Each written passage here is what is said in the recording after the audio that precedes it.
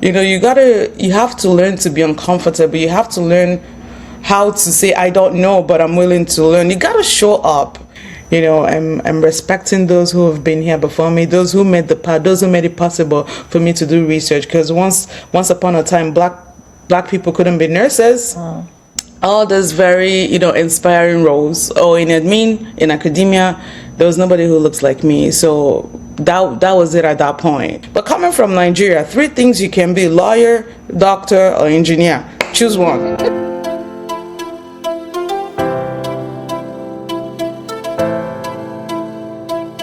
Ola is a lifelong learner, holding a bachelor's degree in nursing, a master's degree, and currently advancing her work as a research student.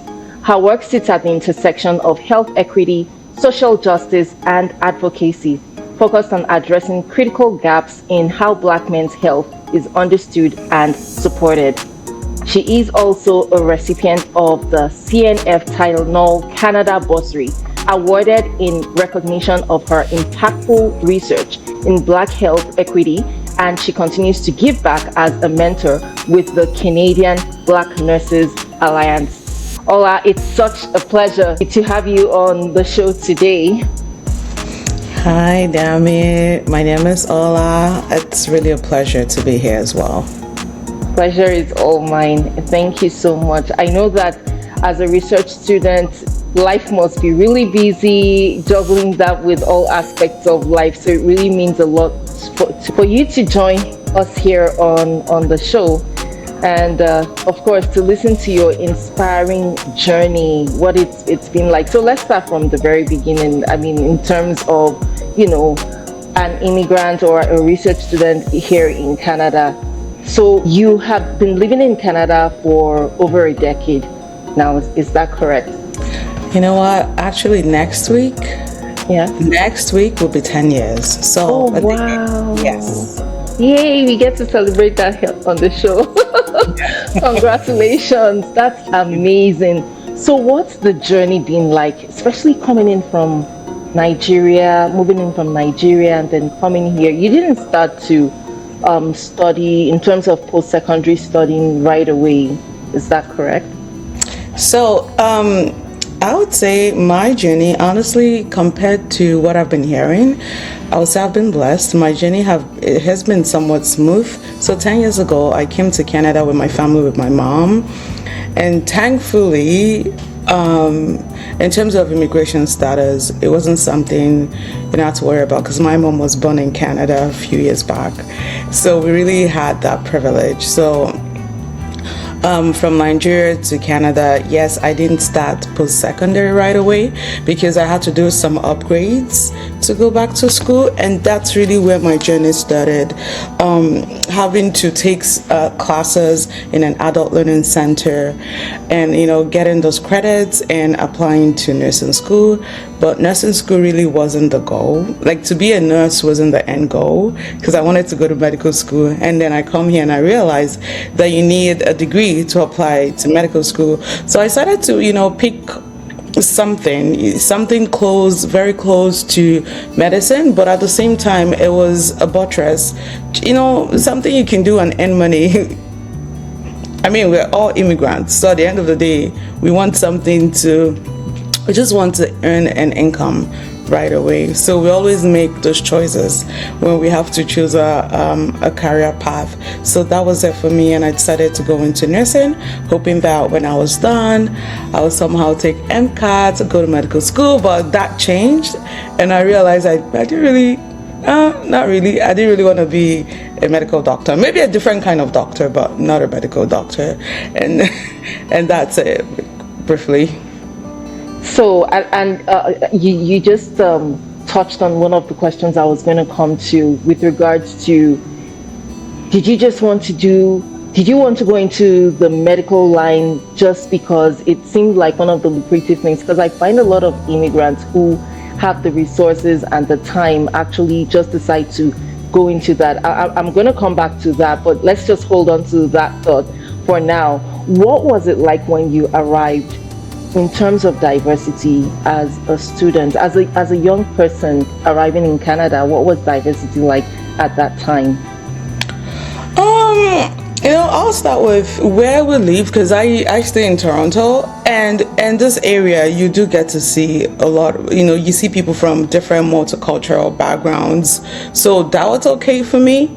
But I think where I began to notice gaps in terms of who I saw in places that I wanted to be was when I went to school to do nursing, right? So that was why I began to say, oh, there's not really lots of diversity in terms of who was teaching you or what was being taught as nurses. So a lot of the standards were white skin, white folk. But it's like we take care of people, different skin colors. So that was when I began to notice that something was really going wrong. So in textbooks, they will. Now I think about it, they got to do something about the nursing curriculum, just a little bit. So yeah, it was all like white skin. How do you identify this on a white skin? How do you treat this on a white skin? There was really nothing on black skins. And then the people who taught me were all white people. I think going through nursing school, you can imagine you have so many classes, so many semesters, and I think I only had like 3 black professors from, for 4 years. And that was when I was like, okay, there's something wrong. Even in terms of going into my clinical placements, I always knew that from day one that I wanted to do, this is not, diminishing the work that we do, at the front line, but this is just me knowing that, okay, like I wanted to go to medical school. So I knew, okay, after this, I have to do something else. But when I said, nursing is I actually like nursing, but the problem was the places I wanted to be in, I didn't see anybody who looks like me. I'll go to the units, the managers, of course, my teachers, there was no one who looks like me. Think of all these very, inspiring roles. Or in admin, in academia, there was nobody who looks like me. So that was it at that point. It was very disturbing. So I didn't really feel like I belonged in nursing, and that was what I said for a very long time. I didn't feel like it was for me because there was no diversity. There was nobody who looks like me in classrooms and what I was being taught up until 2020, when everything happened in 2020 and things began to change. You have to learn to be uncomfortable. You have to learn how to say, I don't know, but I'm willing to learn. You got to show up. I gave my time, my efforts, everything. I had to build those relationships. I had to, foster them. I had to follow up. I was seeking mentorship. Those black people who looks like me, very brilliant nurses doing, incredible work in the nursing profession, be it in admin, be it in research and teaching, whatever, very brilliant. So I began to say, okay, you know what, Ola, we're gonna, do something. I decided, okay, maybe I'll be a nurse practitioner. And then I began to like nursing. Because I'm like, okay, Ola, if you don't want to work in the front line, how do you want to be a clinician? Honest question I had to ask myself. How do you actually want to be a clinician? Why do you want to be a medical doctor? I've always known I wanted to be in healthcare. But coming from Nigeria, 3 things you can be: lawyer, doctor, or engineer. Choose one. So I've always thought it was medicine, but looking at it, I'm like, no, I don't want to be a medical doctor. I don't want to. It's a beautiful, fulfilling job, but I don't think I can do this forever. It would not give me the fulfillment that I want. But I knew the other thing I loved was knowledge creation, deconstruction, whatever conversation we're having. Like, let's talk about something. Let's learn something. What do you think about this? That's always been me. I was a tutor. I do teaching assistant jobs now. Anything teaching has been me, So, and I decided, you know what? You can't be a nurse practitioner. You want to teach. So what pathway do you need to get there? And that was it. So I think in terms of long-term goals, like, where are you going? What is needed to get there? But again, like I said, I can say all those things, fine. But having the mentorship, I had professors who were genuinely invested in me. When I published my first paper as a second author, the lady I wrote it with, she's at TMU, which is where I'm doing my master's. She said to me, Ola, I know you wanted to be a medical doctor, and I won't forget it. She said to me, I know you want to, and this is a black nurse, and this is why I talk about black mentorship. It's the life they speak into you, right? She's like, I know you want to be a doctor, but it's okay if you don't want to be a medical doctor. She said, you'll be an academic doctor. I ran with that. Like, the way I took that and I began to embody it, she said, you need to get your PhD, but we know you need a master's. So she's like, so get on with the master's and get your PhD so you can join us. She said, we need more black people in this field. If you look at the nursing researchers we have, I probably can count in two hands how many people are black. Think about Canada and nursing researchers, right? So, and that was how lack of representation, that's something I saw, and I'm like, you know what, I want to be that little percentage of people who encourage other people to be part of it, but also having people who held my hand, who continue to hold my hand and say, this is how it's done, let's figure it out together, you're one of us. And actually me showing up, being comfortable, giving away my energy. I think that's what people don't realize is you have to, something has to give. Yeah. And for me, it's been time, effort, I've done a lot of volunteer work. I did volunteer research before I started getting paid to be a research assistant. Before I got, now I'm doing my own, building my skills as a researcher, so that is all part of the journey. And it's really been, it's been a fun ride, I would say. I like to say I've been fortunate, but I actually know I've also put in the time as well when it comes to, what I've done to also get to this place. Yeah. Amazing. Honestly, as you were speaking, I was just thinking that you are a full package of inspiration. Honestly, because you spoke about, initially, you mentioned the fact that you're not shy about being ambitious. And I think a lot of people who are talented or that do a lot, actually, especially immigrant women, actually try to step back, to give room to whoever they are engaging with, like, oh, I don't want to be too much, I don't want to put myself out there. But I love the fact that, you are actually going above and beyond to say, listen, I'm not ashamed, I'm not shy about the fact that I am ambitious. And then you went on to speaking about volunteering, about having mentorship, because that's another part. I don't know if it's a cultural thing. I find that a lot of, and I might speak for maybe Black immigrants, I find a lot are not familiar or used to the idea of mentorship. Like, seek mentorship, find somebody who's actually going in the same direction as you are, who looks like where you want to go to. Reach out to them and actually ask if you can get guidance or mentorship from them. And I really love the fact that you were able to find people, because imagine if those mentors of yours did not show up in that field, where would you be right now? You would still probably be struggling.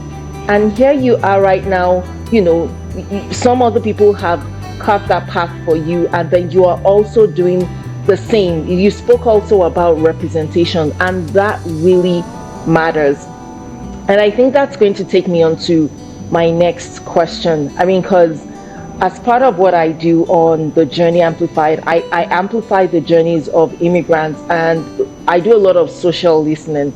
And one of the things that I hear a lot, on social media, many times in Canada, and diaspora generally, is people say things like, well, why do we have a lot of immigrants coming in, or those that come in for education, why don't they just study and then leave and go back? We don't have any control over, those narratives.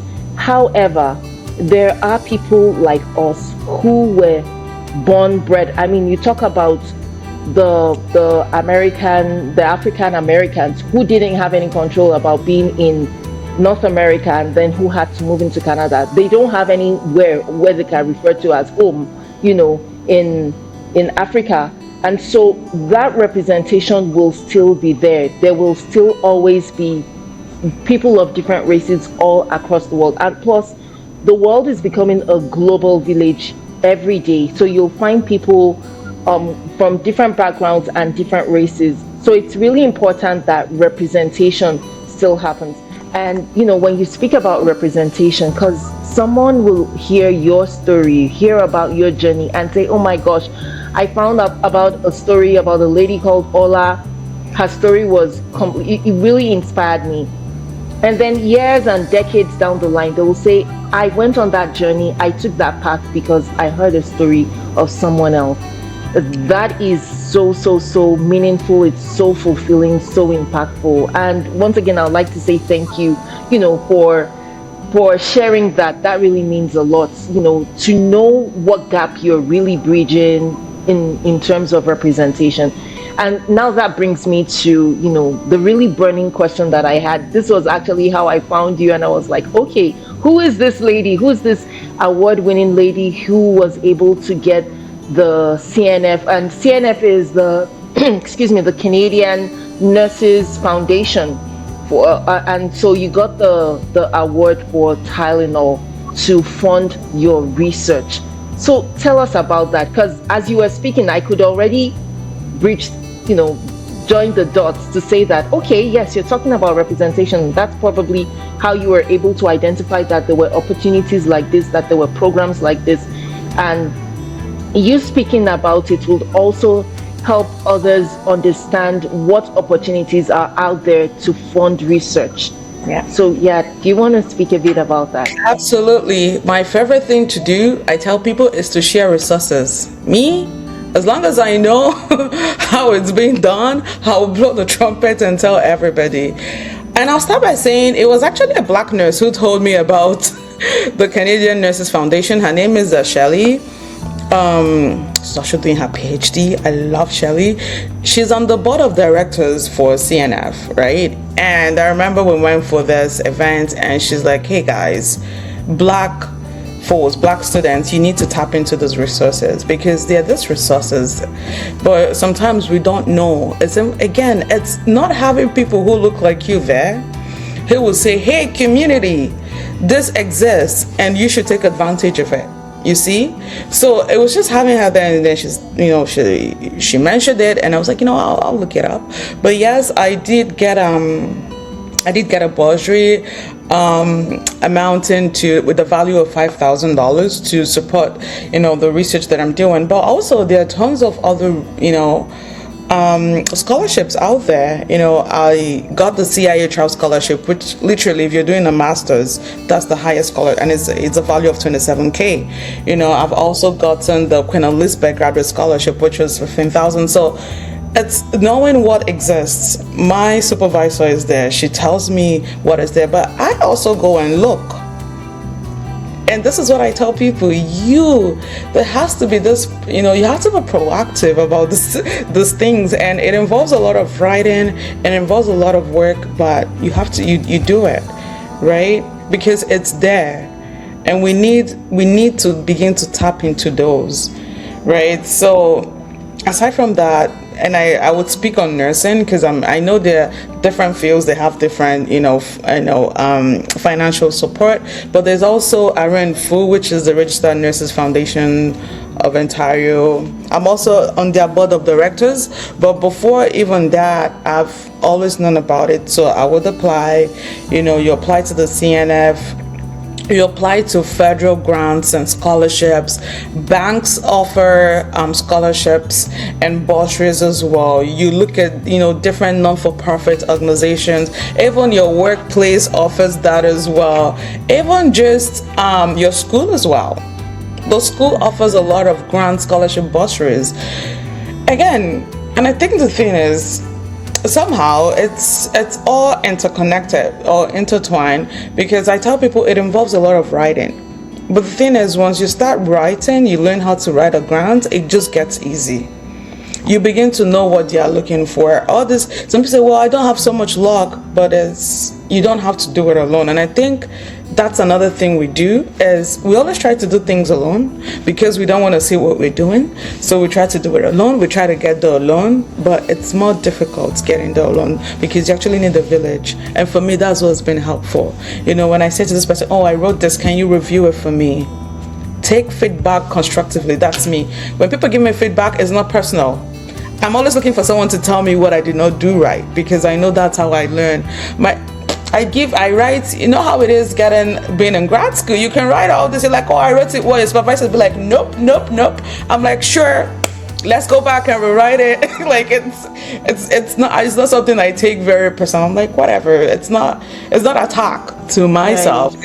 It's they want me to get better. And that's even what I've seen, even in knowing what exists, sometimes we don't even want to ask each other. But me, I was like, this exists. And I tell people, if you need a little bit of guidance, this is how I've written mine, and this is what it got me. You can learn from it. Again, it's knowing how to do all those things, knowing the information, knowing what they're asking for, how to present your application. But yeah, I've really benefited a lot from I've benefited multiple times from funding, from school, community, nursing organizations. So yeah, that's it really. But it's really humbling when your research is being funded, right? Because then they have to also recognize, the research you're trying to do is very important. And then I've mentioned briefly, my thesis is on Black men's health, and I'm, in the process of, finishing it up. And I really cannot wait, to begin to share what I found from my research, but also looking at the research you're doing, because this is a place that is not really touched, Black men's health in Canada. The data we use, the data we have, we get it from the US, but really how transferable is that? How applicable is that in a Canadian context? That's what you have to think about as well. Because if you even think about population like immigration and the values people bring back, the beliefs, the transnational health practices people bring back, and in terms of even how immigrants see the healthcare system, right? It's a little bit different. So even, that grant going back as that scholarship, that grant will also recognize what you're trying to do, right? And also that's where the funding comes as well. But there are resources out there. People just, again, it's like, I think somehow you have to know and know something like that. But once you start writing, it just gets better. That's very insightful. That's very, very insightful. As we round up and requesting for some final words, but I realized that you touched on a lot of things. And really, at this point, my concern more is on, there are still more people who are looking to move into Canada to come study. And they're looking out for what programs to come and do. Here you are, you have started, even though you wanted to go into medicine originally, and then now you found yourself in nursing, and then now you're mastering, you're going into research and all of that. So my question is two parts. How can you inspire or speak to those who are looking to come into Canada, for example, to study, and it really doesn't matter because you were able to identify that path and you've been able to follow through? I mean, here you are, there's no giving up, there's no looking back, you're just going and going. There is that. And then secondly, for those who are here already, who have picked education or post-secondary education as a pathway to be able to stay in Canada, how can they take advantage of that opportunity, not just to look at education as a ticket to be here, but to also impact the community, to do something meaningful, to find something meaningful, like you said, like you mentioned about your research program. You sponsoring it also is tied with with the impact that it brings as well. So it's not just that, oh, I heard that Ola said that there are lots of programs out there, let me just look for something that I can do in terms of research and then just find a sponsor, or a scholarship that would align. How can you speak to those that are not here yet, and then those that are here yet that are just in school for the sake of it? You know what? I try not to speak, but when it comes to, how do I say this? Because I don't want this to come out wrong, but when it comes to even Nigerians immigrating or Black immigrants, we don't tend to see I don't, again, people come in with education, but like you said, it's a ticket. Yeah. But we have to begin to see Canada as home. And that was it for me. Canada is home to me. So where you consider home to you, where you consider this is a place I've come to stay, this is a place where I would live my life, this is a place where the policies impact me, this is a place where politics impact me. This is a place where way of living, my family, my children, this is it for me. So I got into that mindset and I realized I had to be a part of the force. I had to be a part of the working force. I had to be a part of the community. I'm not just coming to, school and no. I'm coming to stay, right? And as a citizen, as a responsible citizen, I have a contribution to make. Right? So that, I would say that is it for me. And also recognizing that as a Black woman, being able to do what I do is because there have been people here who paved the way for me. And I think that's a little bit problem we have too. I'm sorry. In our community, and somehow we come and we think, oh, well, I know where I'm coming from, so I can do A, B, C, but no, that I pay homage to people who have been here before me. The Black Canadians who their ancestors were enslaved people in Canada, people who came from America who were enslaved, the indigenous, the owners of the land. I pay homage to all those people. I know that because they're here, I can do this. So it gives me this, I have this humility when it comes to what I want to do. I don't just do anything. I know this is an opportunity, but I'm not just passing through. I'm here to stay. So if I'm here to stay, I'm going to be a good citizen and I'm going to make use of the opportunities. This is my home. I want to see that Black people, so, people say, oh, I'm Africans, but yeah, when you come into this place, what they say is your Blackness. I'm sorry, you're a Black person. So I want to make our lives also better. So that's how I see it, and sometimes when I have conversations with people, they're like, oh, okay, it's you who wants to do that. But for me, I'm like, okay, but this is my home. Because if you consider, I feel like if you consider someplace as, this is it for me, now I want to make the best of it. What is happening in our community? What is happening in the society? And I just also want to be a part of that change. I want to be a part of it. I don't want to be passive about it. I want to be an active part of the society. And in any way you can do that, because there are different ways you can be part of it. People do different things to, those little things to make changes in your community. And really that was it for me. For me, it's not just resettling, like this is my home. I've made it my home, so I'm part of it. I'm doing, something to make our life better. I'm respecting those who have been here before me, those who made it possible for me to do research. Because once upon a time, black people couldn't be nurses. We were not allowed to study nursing, but it was, the advocacy, the social, advocating, the activism that got me to this place. And I realized, listen, Ola, these people have paved the way for you. You're not here because you're Nigerian and you're intelligent. No. Because there are people who have been here before you who were extremely brilliant, but they didn't have the opportunity because of racism, because of anti-Black racist institutions, right?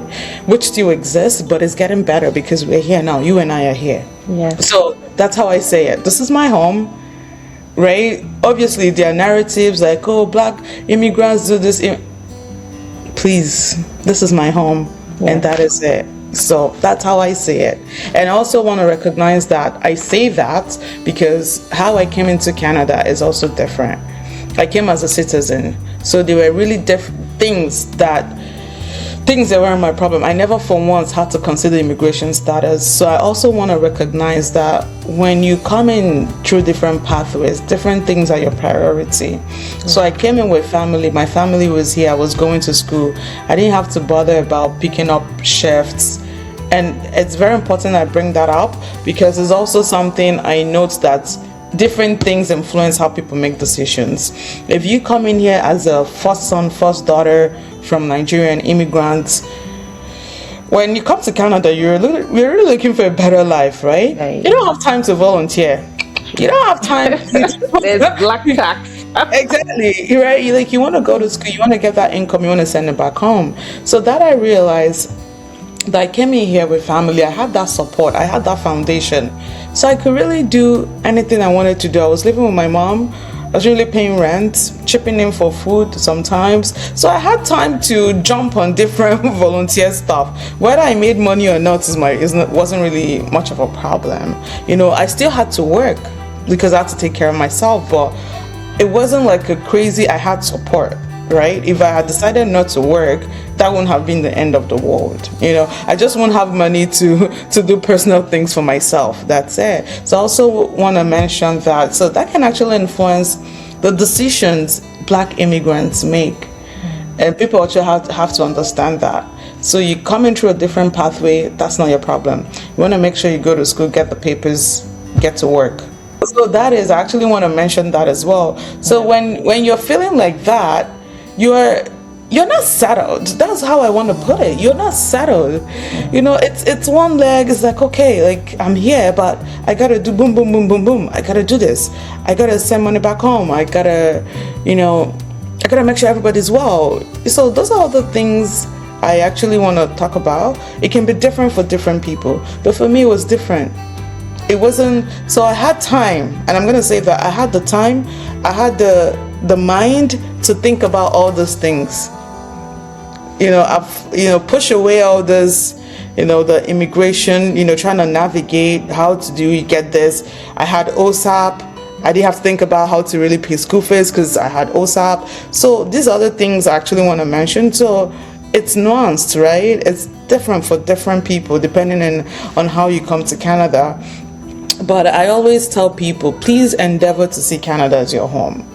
Because I feel like when you begin to have that mindset, you get a little bit more involved in your community. You see yourself wanting to do things for the community, right? So that's how I say it. I love that you touched on a different category that I hadn't considered, which is the second level of immigrants, or how do we refer to them? The second tiered immigrants. That's for the children of immigrants who had actually come, because they will fall within similar category as yourself. They probably got here as permanent residents, or if their parents came in as students, or whatever category, they would have eventually filed for them, and then they would have progressed as permanent residents, citizens, whatever status that they have. And then they have the opportunity for free schooling, to be able to study as domestic students here in Canada. And I love that, most importantly, because I think a lot of people don't understand the advantage and the privilege that they have.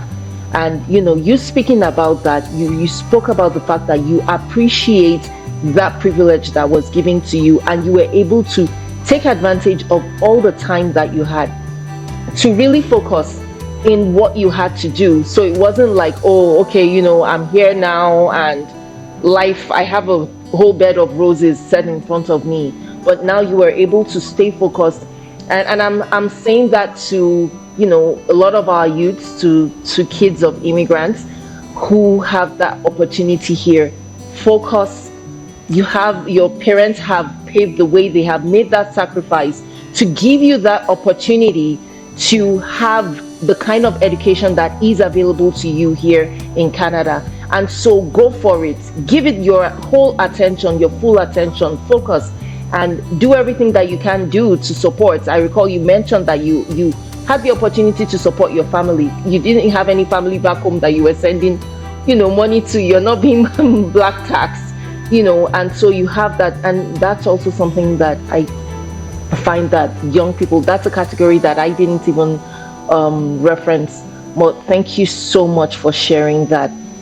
It's really been a pleasure. It's been a privilege listening to your stories. You don't hear stories like this every day, or you don't find stories like this every day on LinkedIn, not in full detail, but you gave us all the details. You gave us resources. You gave us inspiration. You gave us hope, and empowerment too. So I just really want to say thank you, Ola, for staying with us, for being our guest today. on the Journey Amplified.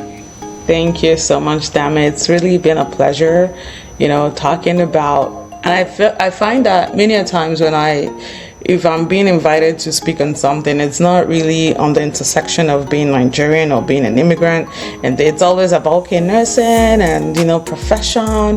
So it's really nice to be able to go back and reflect on because I was just thinking about, okay, like it's really been a journey, and it's been nice, it's been beautiful, and I'm actually glad that I can give back in any way I can give back. And yeah, so thank you. Thank you.